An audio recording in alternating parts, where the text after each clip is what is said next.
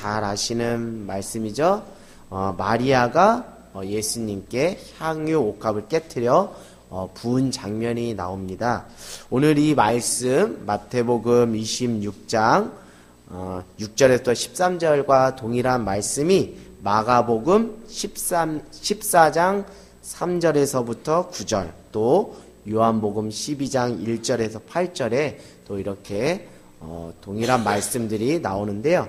같이 아울러서 보시면 더 이해가 빠르고 또 은혜가 깊을 것 같습니다. 26장 6절에 보니까 예수님께서 지금 어디 계신다고 기록되어 있죠? 베다니 나병 환자 시몬의 집에 계신다. 요한복음에 보면 베다니의 누구의 집에 계신다고 표현이 되냐면 나사로의 집에 계신다라고 이렇게 요한복음 표현되어 있는데요. 이렇게 제가 성경을 또 찾아보고 또 주석을 찾아보니까 베다니 나병 환자 시몬의 집, 그러니까 시몬이라는 인물이 나오는데요. 이 시몬이라는 인물이 나사로의 친척이거나 또는 나사로의 아버지일 것이다라는 어떤 추측이 있다고 또 주석에 이렇게 기록되어 있습니다.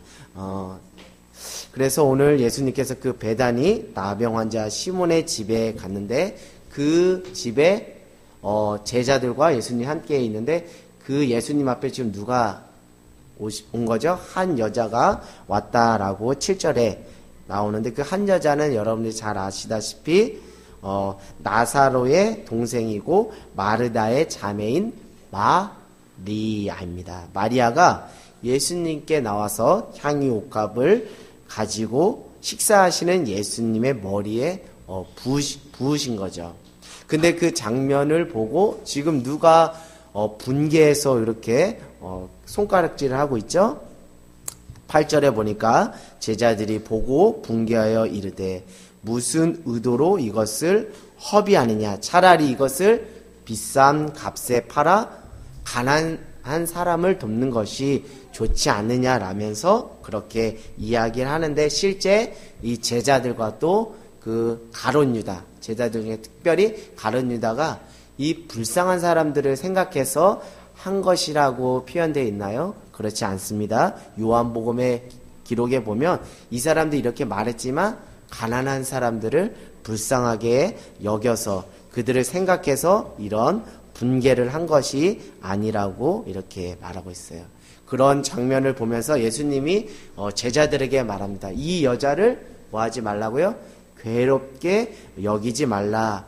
이 여자 마리아는 좋은 일을 하였느니라 하면서 12절에 그 이유를 말하고 있어요. 이 여자가 내 몸에 이 향유를 부은 것은 무엇을 위하여서요? 내 장례를. 예수님이 곧 십자가에 달려 돌아가실 것을 아시고 이런 말씀을 하신 거죠. 이 여자가 내 몸에 향유를 부은 것은 내 장례를 위함이니라고 하면서 복음이 전파되는 곳에 이 여자가 행한 일도 기억되리라라고 하면서 예수님은 마리아의 그 향유 옥합을 깨뜨린 것을 정말 높이 평가하고 반면에 제자들, 특별히 대표적인 가룟 유다는 이렇게 그들을 향해서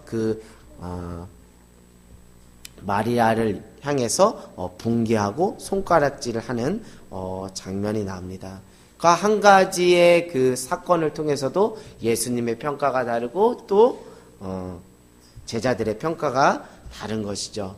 그 왜 그런 평가를 할까? 지극히 자연스러운 평가라고도 생각이 듭니다. 왜냐하면 향유 한 옥합의 그 값이 얼마인지 마가복음하고 요한복음에는 이렇게 기록되었습니다. 몇 데나리온이 된다고요? 300데나리온. 한 데나리온이 하루 품삯이 1데나리온이면 300데나리온이면 300일을 일해야 받을 수 있는 가치입니다. 그러니까 보통 이렇게 저렇게 따지면 1년치 연봉에 해당하는 것이죠. 여러분 1년치 연봉의 값을 지불하면서 향유 옥합을 사서 그것을 누구에게 부었다고요? 예수님의 머리에 부었다. 또 다른 복음서에 보면 예수님의 발에 부었다라고 이렇게 기록되어 있는 거죠. 얼마나 그 값비싼 것을 부었기 때문에 제자들이 이런 표현을 하는 건데, 근데 제자들의 심중에는 가난한 사람들을 생각하는 것이 아니라는 것을 복음서는 말하고 있습니다. 근데 여러분들, 우리가 왜 이렇게 마리아가 이렇게 1년치 연봉에 해당하는 그 값을 지불하면서 향유 옥합을 사서 그렇게 예수님의 머리 또 예수님의 발에 왜 부었는지 그것을 우리가 따져보면 그 은혜가 더할 줄 믿습니다. 이 향유 한 옥합은요, 히말라야 원산지인 식물의 뿌리와 줄기에서 뽑아낸 향유로서 아주 값비싸며 향기를 내는 방향제로 쓰이는 건데, 이 방향제의 역할로 예수님께 부은 것이 아니라 예수님이 12절에 말씀하고 있듯이 이 향유가 방향제, 어떤 그 향수의 역할이 아니라 뭐죠? 내 장례를 위하여 부은 것이다. 그것은 다른 것이 아니라 시체의 그것을 위해서 그 향유를 부었다라는 것이죠. 저는 이 말씀을 보면서 이 과정들, 이 여정들을 우리가 좀 살펴보면서 은혜를 나누길 원하는데요. 마리아가 일전에 요한복음 11장에 보면 일전에 예수님을 통해서 은혜를 받았습니다. 그것은 죽었던 그의 오라버니 나사로를 예수님께서 살려주셨어요. 그 은혜를 일전에 경험을 했습니다. 그러면서 그 인생 가운데 그 중심에, 그 인생의 센터에 무엇이 자리 잡기 시작했냐면 은혜. 누구한테 은혜를 받았어요? 예수님께.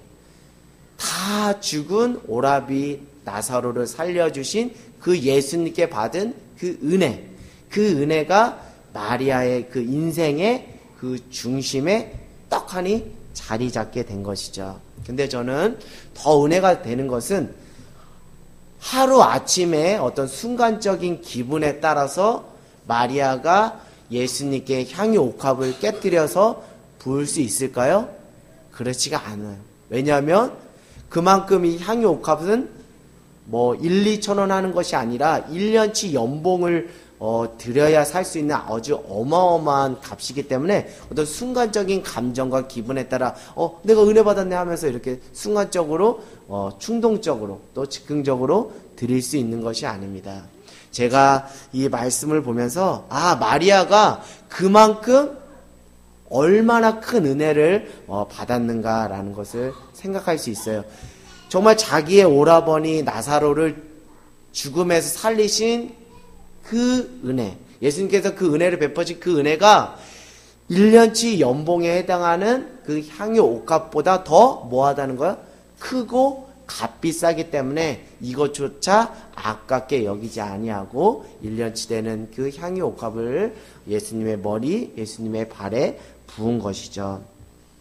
저는 이 과정을 보면서 마리아가 어떻게 하면 내가 예수님의 은혜에 보답할 수 있을까라면서 내가 예수님께 보답하는 것이 향유 옥합을 예수님께 붓는 것이다라는 그 나름의 생각을 가지고 이 물질을 마련하는 데 있어서 정말 여러 가지 생각들, 여러 가지 또 지혜를 모아서 이 물질을 마련했다라고 생각해요. 하루 이틀 상간에 이 물질을 마련한 것이 아니라 또 그만큼 하루 이틀 상간에 물질을 마련할 만큼 마리아가 그렇게 부자라고 저는 생각되지 않습니다. 왜냐하면 그의 오라버니 나사로가 뭔가 병원이나 의원의 도움을 얻어서 그 병을 고치지 못할 정도로 예수님의 그 간절한 도우심을 구할 정도로 그 정말 병을 고칠 수 있는 그런 경제적인 여유가 없었다라는 생각을 해보게 되거든요. 정말 물질이 없음에도 불구하고 어떻게 1년치 연봉에 해당하는 그 돈을 마련해서 향유 옥합을 샀을까? 그 과정이 좀 어땠을까라는 생각을 해보게 됩니다. 어떤 과정을 거쳤는지 성경에는 나와 있지 않지만 또 우리가 또 상상력을 동원해 봤을 때 또 어떤 사람한테 정말 양해를 구해서 몇 푼의 돈을 또 껐을 수도 있고 또 자기가 직접 나가서 일을 하면서 돈을 벌어서 그 비용을 충당했을 수도 있을 거라는 생각을 해보게 됩니다. 왜 이런 수고와 애씀과 노력을 했을까? 그것은 다른 것이 아니라 그 인생에 정말 크신 예수님의 그 은혜가 그 인생의 중심에 떡하니 자리 잡고 있었기 때문에 그는 매 순간 그의 생각과 그의 모든 중심에 내가 이 주님께 받은 은혜를 내가 어찌다 보답할까라는 그 마음으로 살았다는 것이죠. 제자들은 그것에 비해 제자들은 지금 무슨 가치에 매여서 살아가는 거예요? 물질의 가치에 매여서 사는 거예요. 마리아는 은혜라는 그 가치를 가지고 은혜의 법 안에서 그렇게 어떻게 하면 내가 하나님의 은혜를 구하며 어떻게 하면 내가 하나님의 은혜에 보답하며 살까 그것을 날마다 고민하고 그것을 생각하는 그 마리아의 삶과 다른 축에서는 어떻게 하면 내가 예수님을 통해서 내가 이득을 취하고 내가 더 야고보와 요한처럼 높은 자리에 있을까라는 그런 자기의 유익을 구하는 정말 한쪽은 은혜, 한쪽은 자기 사리사욕을 채우는 그러니까 그 삶의 그런 어떤 평가나 양태들이 매우 극명하게 대조를 이루는 것이죠. 여러분의 인생의 센터에 그 중심을 이끄는 것이 무엇입니까? 오늘 마리아처럼 여러분의 중심에 그 은혜가 여러분의 인생을 이끄는 귀한 은혜가 있기를 원합니다. 이렇게 고백했으면 좋겠어요. 주님, 저는 주님의 은혜가 아니면 한시도 살아갈 수 없는 자입니다. 주님 그 은혜를 주시옵소서. 저를 긍휼히 여겨주시고 저를 불쌍히 여겨주시옵소서. 오늘도 그 주님의 은혜를 구하며 살아갑니다 라고 그렇게 기도하는 저와 여러분이 되길 원합니다.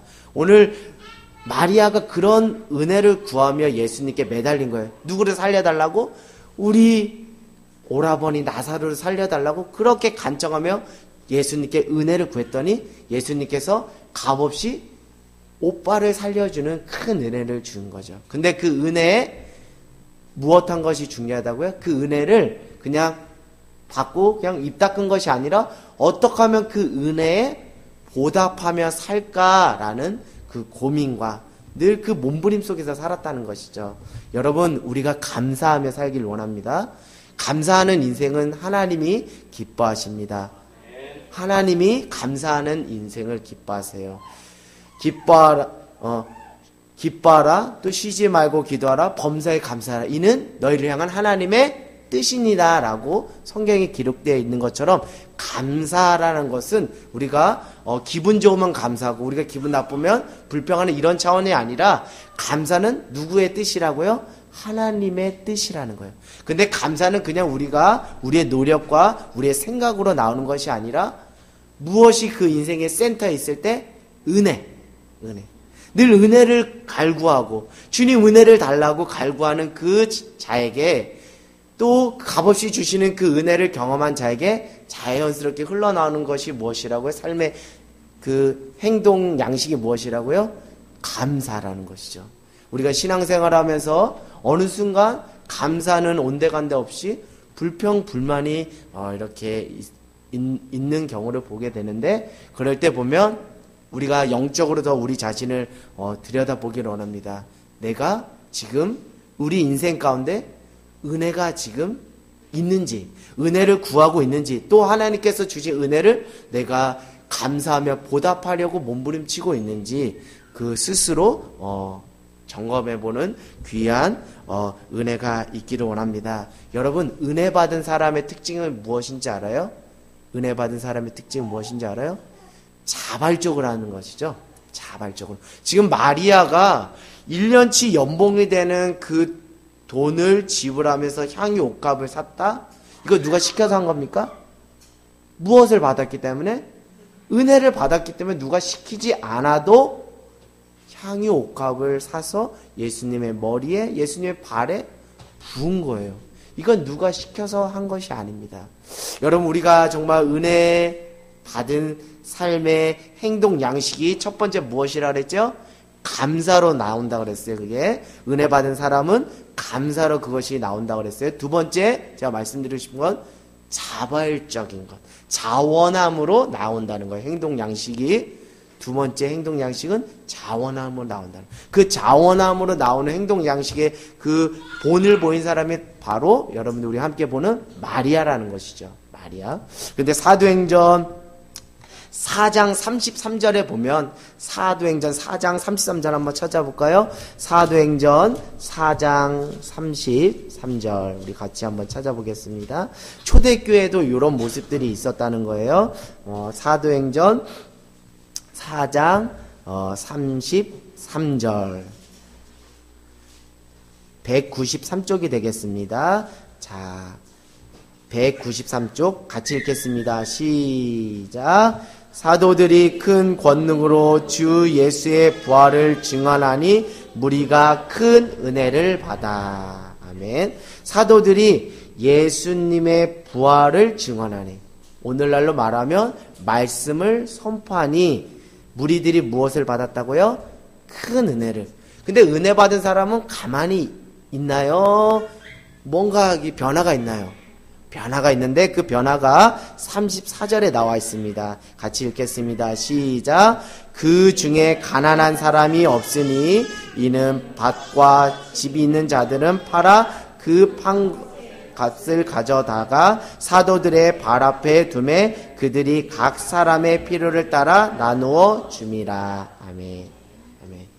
오늘 초대교회가 사도들을 통해서 그 말씀을 듣고 큰 은혜를 받았어요. 그 은혜가 그냥 사그라든 것이 아니라 어떤 형태로 나왔죠? 자기의 것을 자기의 것이라 소유하지 않고 그것을 팔아서 누구에게 줬다고요? 사도들의 발 앞에 두어서 사도들인 그것을 자기 주머니에 넣은 것이 아니라 어떤 자들에게, 가난하고 없는 자들에게 그것을 뭐 했다고요? 나눴다고요. 이거 누가 시켜서 한 건가요? 아니에요. 무엇이 그들에게 임했더니 성령께서 그들에게 무엇을 깨닫게 해주셨어요? 은혜를 깨닫게 해주시니까 시키지 않아도 그렇게 자기의 것을 팔아서 그 값으로 가난한 자들을 돕는 그런 은혜의 모습들이 우리의 그 초대교회의 모습 안에 있습니다. 여러분 은혜를 받으셨어요?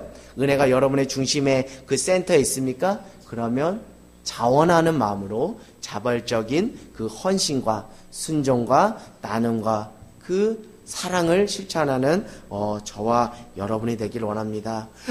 어떻게 1년치 연봉을 그렇게 허비할 수 있어? 라고 제자들은 그렇게 같이 폄하하지만 은혜 받은 사람으로서 마리아의 행동은 전혀 뭐하는 것이 아니다? 이상한 것이 아니라 은혜 받은 사람으로서 당연히 그렇게 표현되는 것임을 깨닫는 저와 여러분이 되길 원합니다. 여러분의 인생이 뭔가 의무적이고 뭔가 삐그덕대고 누군가에 의해서 움직여가는 신앙생활이라면 여러분 다시 여러분의 신앙을 다시 반추해보고 내 인생의 중심 가운데 마리아가 정말 예수 그리스도를 통해서 받았던 큰 은혜, 초대교회가 정말 사도들을 통해서 말씀을 듣고 받았던 큰 은혜, 그 은혜가 내 중심에 있고 그 은혜가 나의 인생을 지금 이끌고 가는 원동력이 되는지 여러분 스스로 점검하는 저와 여러분이 되기를 주님의 이름으로 간절히 소망합니다. 그래서 은혜는 생명력이 있고요. 그 생명력은 결국 자발성으로 또 감사함으로 나가는데요. 저는 중요하게 한 가지 여러분에게 말씀을 드리고 마치려고 합니다. 왜 마리아는 은혜가 이끄는 삶을 살게 되고 제자, 특별히 가룟 유다는 눈에 보이는 물질이 이끄는 사람이 되었을까라는 것이죠. 자, 요한복음 12장 3절을 한번 읽어볼까요? 요한복음 12장 3절 말씀. 신약 성경 168쪽입니다. 요한복음 12장 3절 말씀. 우리 같이 봉독하겠습니다. 시작. 마리아는 지극히 비싼 향유 곧 순전한 나드 한 근을 가져다가 예수의 발에 붓고 자기의 머리털로 그의 발을 닦으니 향유 냄새가 집에 가득하더라. 아멘. 지금 무엇으로 예수님의 그 발을 닦았다고 그래요? 자기의 머리털로 닦았다고 이렇게 표현하고 있습니다. 이것은 다른 것이 아니라 예수님을 높이고 상대적으로 자신을 낮추는 행동으로 마리아의 겸손을 볼 수가 있습니다. 그 당시 손님의 발을 씻는 것은 가장 천한 누가 하는 것이죠?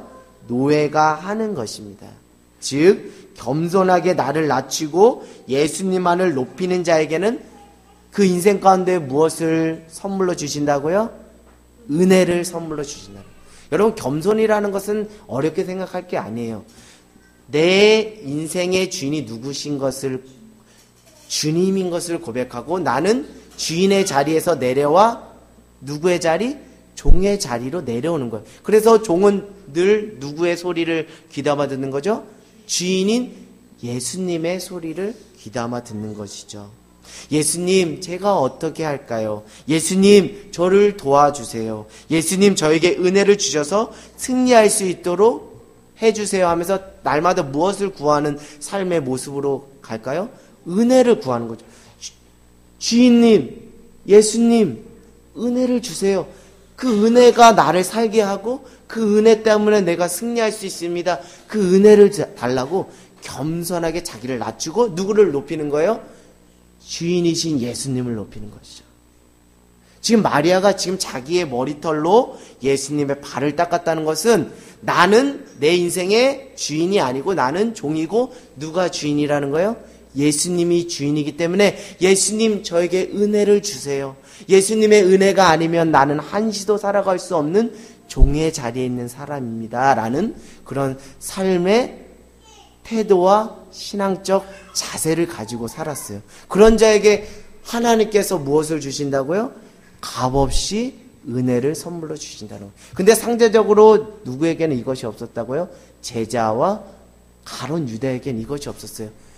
그들은 예수님을 주인으로 모시고 자기를 종의 신분으로 낮춘 것이 아니라 어떻게 하면 예수님을 이용해서 자기가 큰 자리, 높은 자리에 오를까? 어떻게 하면 예수님을 이용해서 자기가 이득을 취할까라는 그런 삶의 태도와 자세를 가지고 살았기 때문에 그들은 은혜를 받으려고 해도 받을 수가 없어요.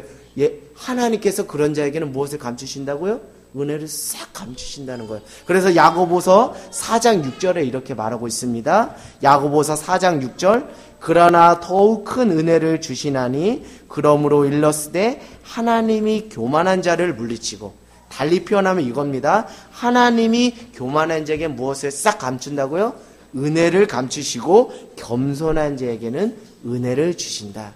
마리아가 지금 그 인생 가운데 그 중심에 은혜가 자리 잡을 수밖에 없었던 것은 그의 삶이 무엇이 있었기 때문에 겸손함이 있었기 때문에 자기를 낮추고 주인이신 예수님을 머리털로 자기가 발을 씻기는 그 행동을 통해서 예수님을 주인으로 모시는 그 삶을 살았기 때문에 하나님께서 그의 인생 가운데 값없이 은혜를 선물로 주신 것이죠.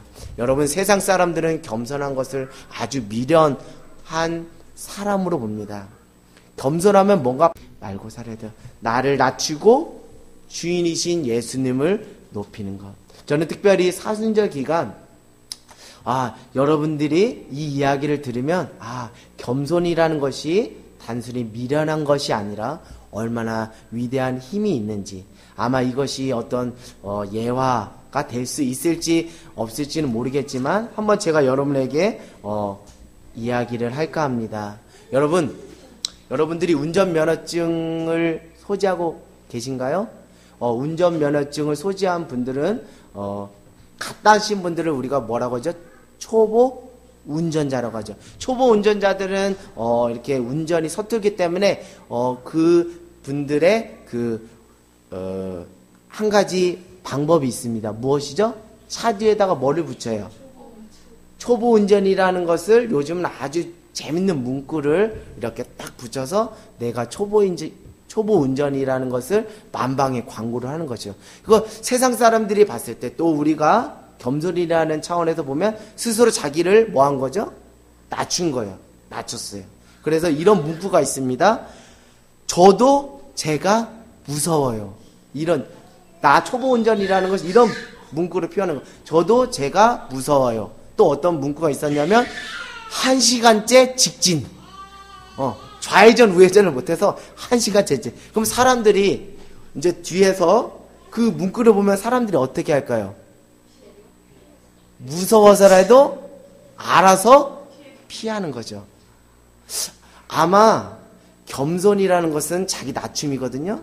아마 이것이 예가 될지 모르겠지만 겸손이라는 것이 세상 사람들이 말하기에 그렇게 미련하고 어리석은 것 같이 보일지 몰라도 정말 하나님 안에서 겸손이야말로 가장 위대한 힘이 있지 않나라는 생각이 듭니다. 그리고 그 겸손이라는 것은 결국 우리의 인생을 은혜로, 우리의 인생 가운데 하나님이 값없이 주신 은혜로 충만한 인생으로 우리의 인생을 인도해 주신다는 것이죠.